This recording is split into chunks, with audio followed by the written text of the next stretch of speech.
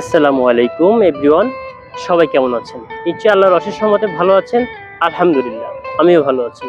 দূর এবং প্রবাস থেকে যারা আমার ভিডিওটি এই মুহূর্তে প্লে করেছেন তাদের জন্য আগামী ঈদের শুভেচ্ছা। ঈদ মোবারক।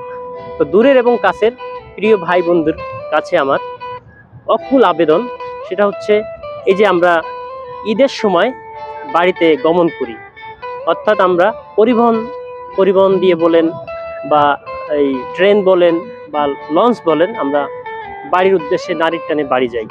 তো বাড়ি যাওয়ার ক্ষেত্রে আমরা কিছু বিষয় আমরা খেয়াল করব বা নজর দিব।